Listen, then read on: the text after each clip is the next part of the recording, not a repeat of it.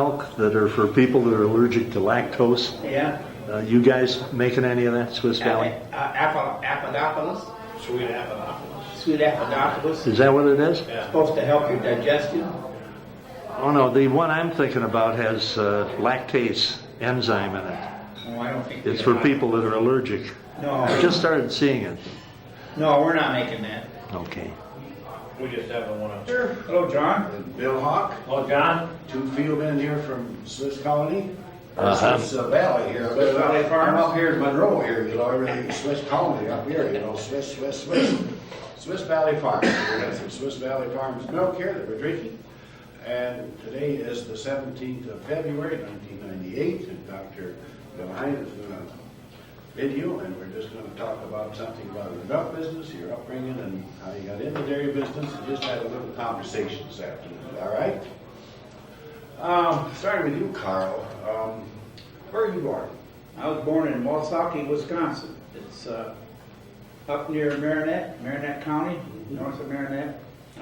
Dairy farm up there. Is that right? Milk the cows? Milked the cows, but I was too young then. But when I was a young lad, probably 5, moved down to Rockford, Illinois, where Dad managed a Guernsey farm, about 100 head of Guernsey cattle. Oh. And then we bought a farm in southern Wisconsin, over by Clinton, Wisconsin, and Sharon, Wisconsin. And that's where I graduated from high school, from Sharon High School in Sharon, Wisconsin.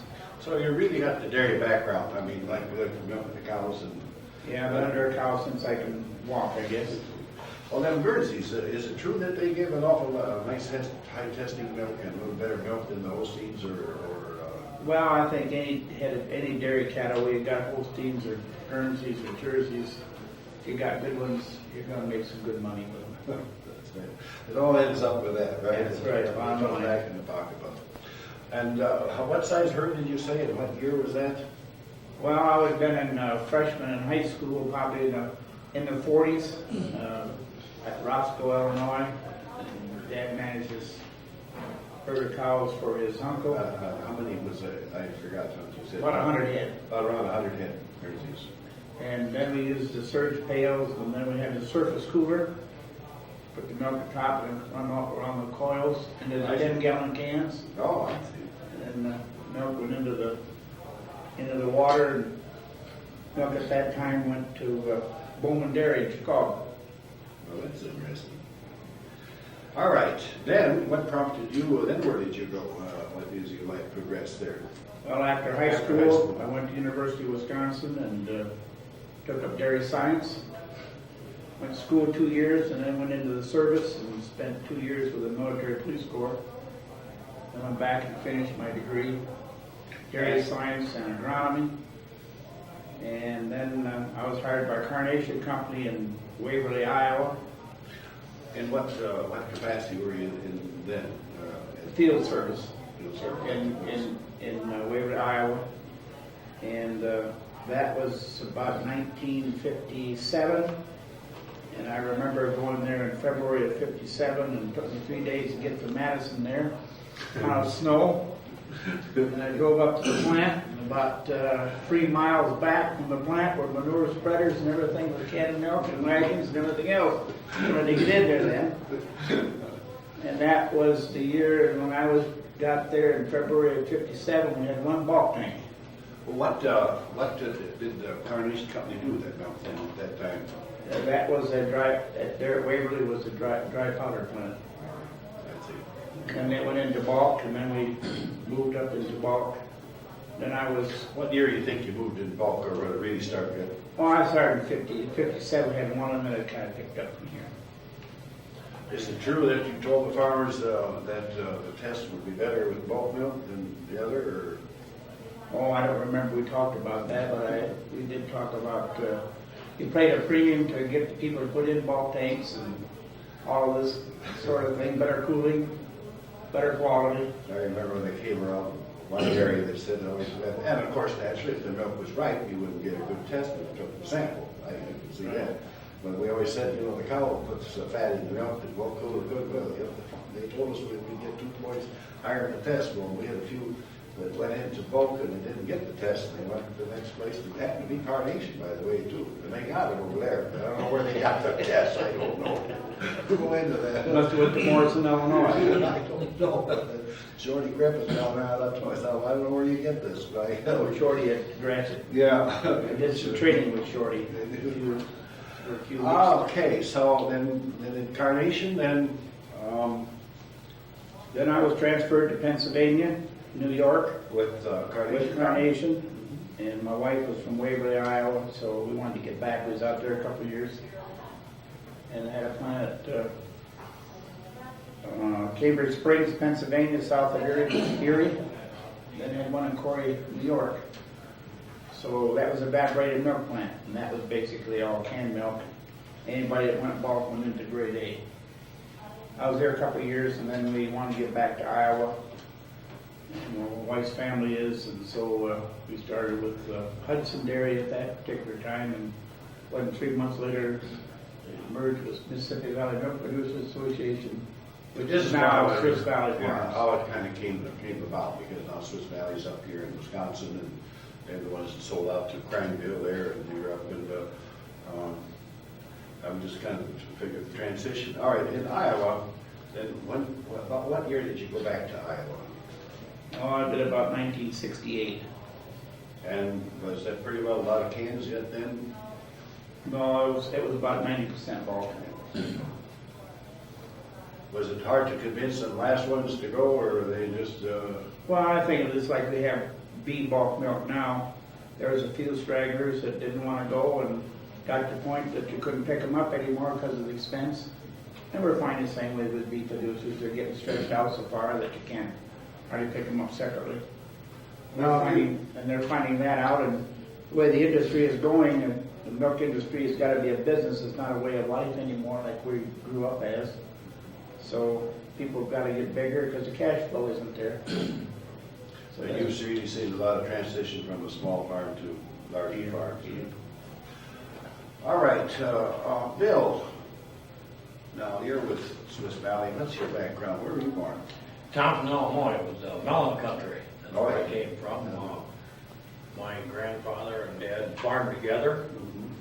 And we moved, my grandfather passed away and moved to a farm of our own. Dad farmed that dairy farm there for, I would say 5 or 6 years.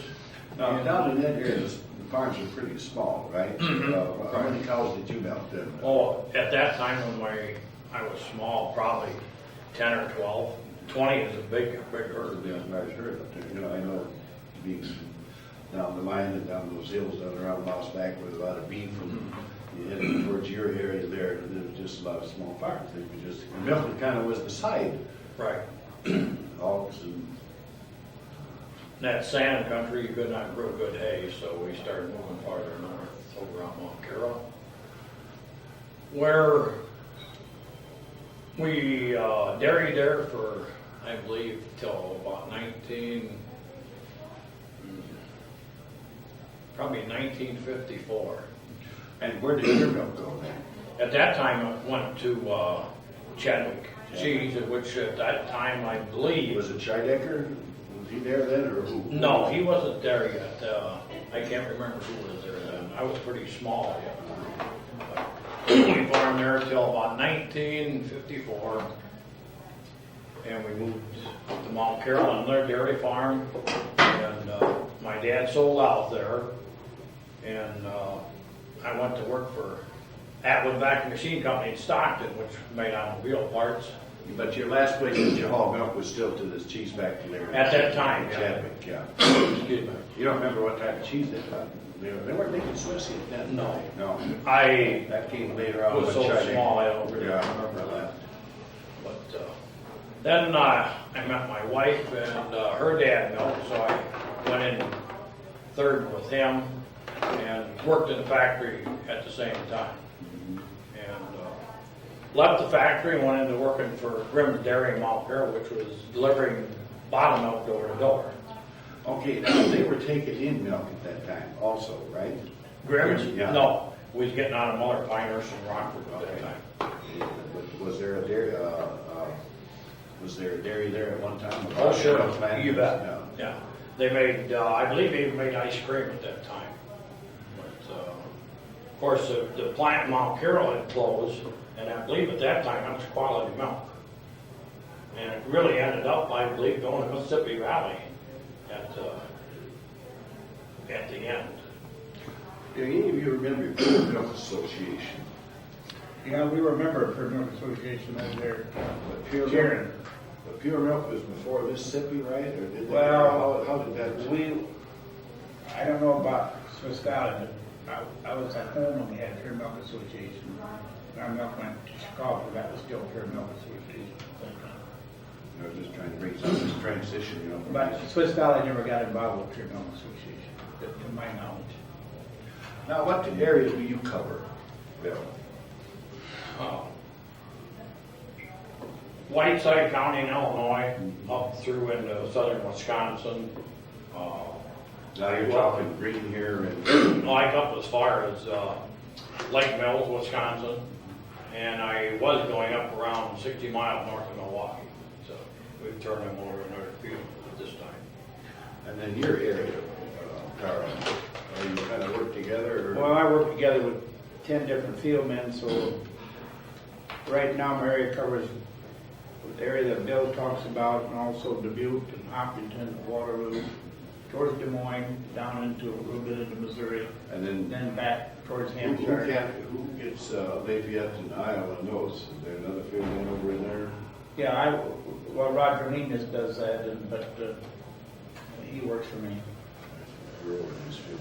Yeah. All right, on Swiss Valley now, where did they originate? Maybe I'll ask Carl that, but in your mind, when did Swiss Valley come into with you fellas there?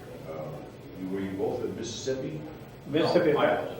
when Mississippi Valley, it was a merger of 2 co-ops out of the Quad City area, and then there was a lot of other co-ops merged with them.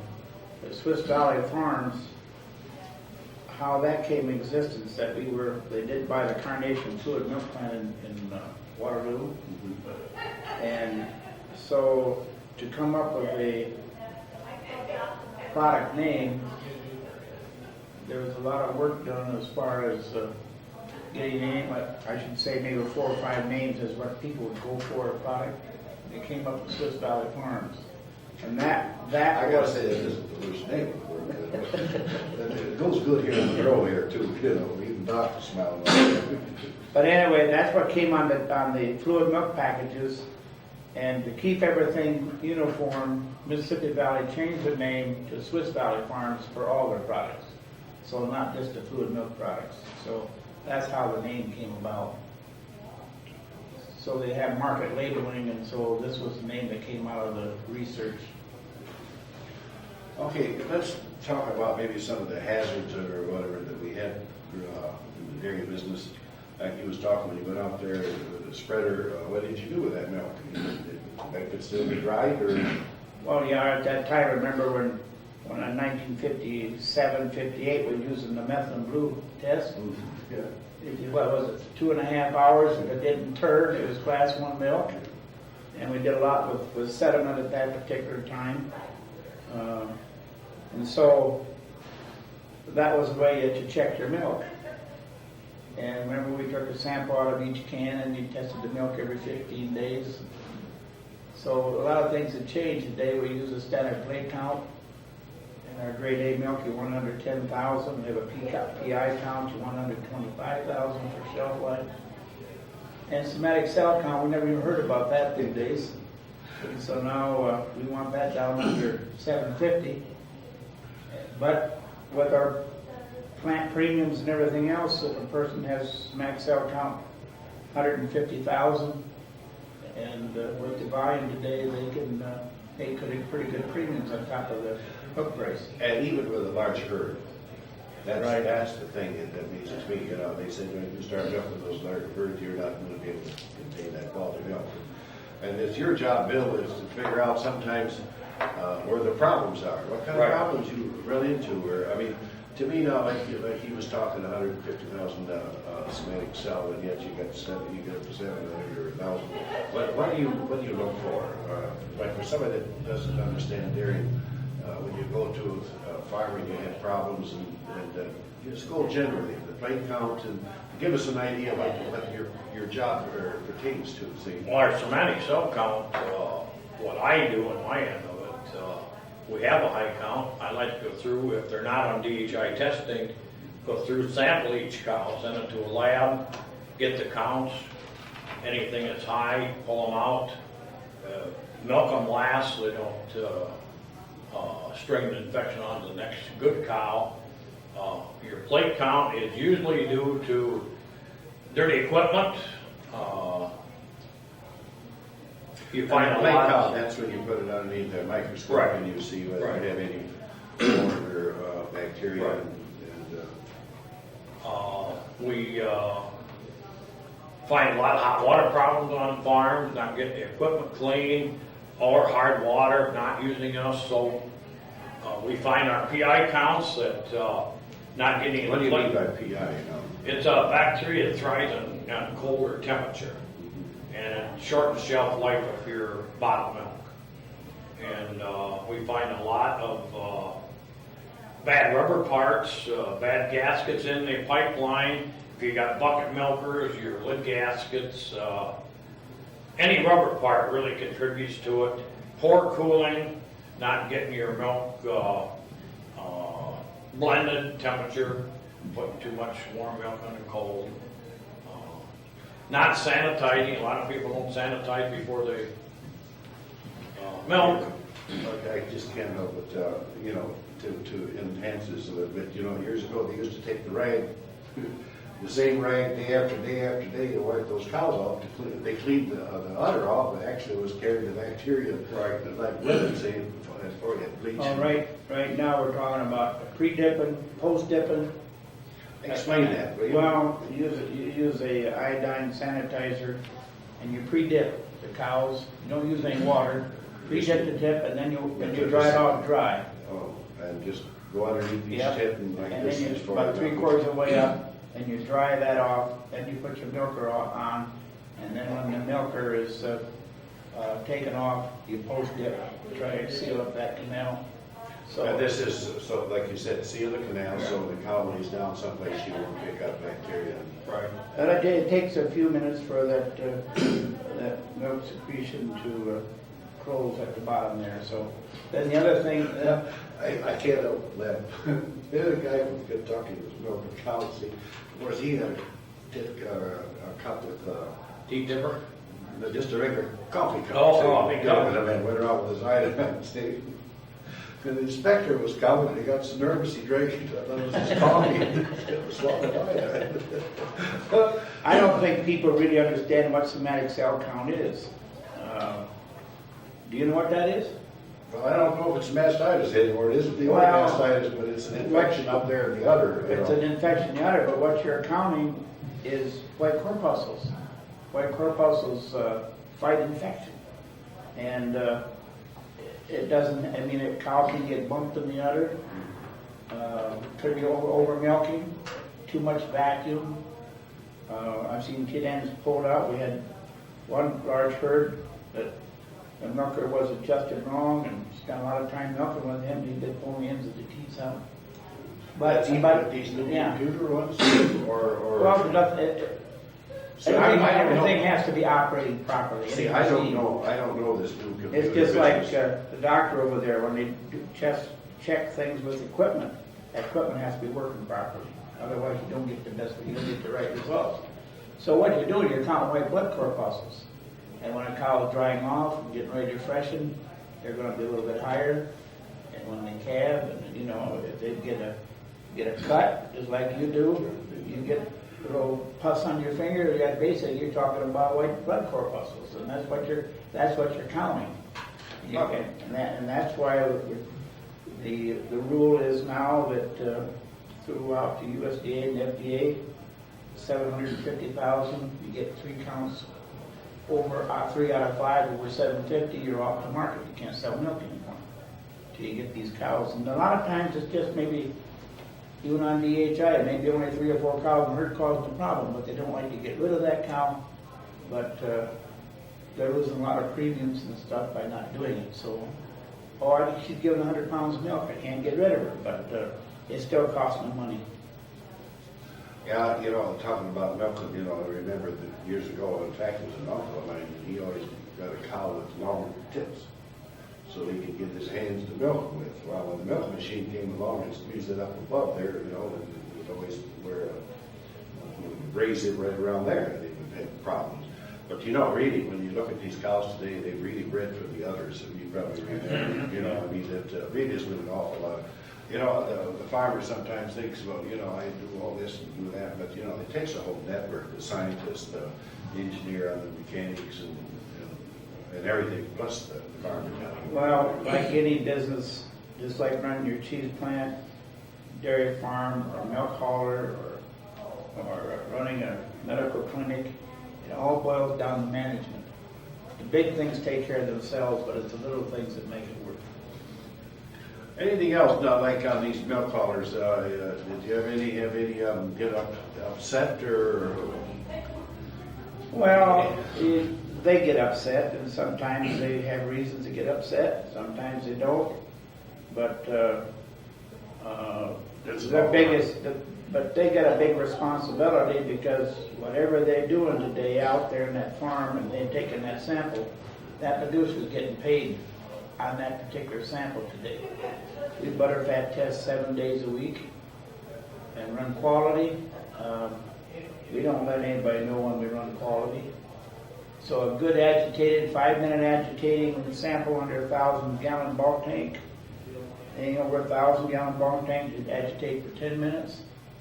The idea is to incorporate the cream all the way through Right. it, because cream rises to the top. And not only that, is making sure that the equipment is clean, keep the samples on ice.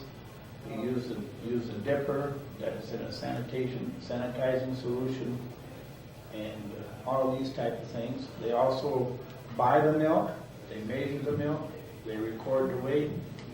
So whatever they do out there, that's what that producer is getting paid on. He's the intake man today, he's the contact man, Right. whereas the cheesemaker used to greet the farmer every day when he came. And one of the old cheesemaker books says, if the milk is bad, he better go out and maybe just talk to him easy instead of disturbing the wrath of the farmer. It was in the book. I think they're thinking today of dairymen, they're business people. The dairy industry today is not a way of life as we do it. It's strictly a business. And we're just seeing big herds coming in, 200 and 300 and 400 cow herds, 500 cow herds. We got one producer right now building a 50-stall parlor, putting in 2 7,600-gallon bulk tanks. So we've probably got 1,500 cows. There's one over there in central Iowa, west of Des Moines. 3,600 cows going in. So you see, this is the way the thing is going. It's like everything else. And then technology, they wouldn't be able to do it years ago. Right. And, talking about roads, can you tell me, like now in Mount Carroll, some of them roads they have in the wintertime and the springtime? Right now, they're all posted, that creates a more problem for the haulers. Right. I mean, these are things that are just, you know, they'll come and they'll say, look, if we can't have travel on these roads, they'll either have to fix them, but that's what we want to go through. That's a sucker out there. Well, it just makes extra trips for them, because they're only allowed to haul so much weight. When they get that much weight, they gotta go in unload and come back out and pick up the rest. Well, another thing you're going to see, and we saw it coming up today by another company, we are picking up some milk with semis. This company is picking up milk with semis. So we're going to see, These roads are going to have. they're going to have to be better. Now, I do know in places in New York, if you can't have a driveway to turn around a semi and pick up milk, you don't sell milk anymore. So this is the way it's coming. As milk is picked up and hauled further and further, and to keep the hauling costs down, you're going to have larger and bigger trucks, and we're talking 4,600-gallon bulk tanks and above. And some of them even have got their own pumps. Well, that's true. You know, and, I saw somewhere that the other day turned around and they had to have a pump. And, Anyhow, well, let's see, anything else like on the milk, I think kind of something humorous, like, Oh, we could probably write a book. well, that's, I don't want it outside, we go outside, one that way, cup of coffee or something, say, well, look, I didn't tell you this, I need a little something to. Well, I see Carl Zerber just walked in, but I think you remember down we had around Knoxville, Iowa, took over a plant down there, and my former supervisor, Walt Sunken, he says, well, we better go down and see what was going on. And I remember Burrs Burr went down there and this guy put a milk tank in, but he never realized it had to be cleaned. It was yellow on the inside, but those things are gone, but that, people never thought about that. But those are the good old days, I I guess. can remember when the milk machines would get yellow in the cans or whatever it is, they didn't have a milk house place to wash them, these old bachelors, second or third day.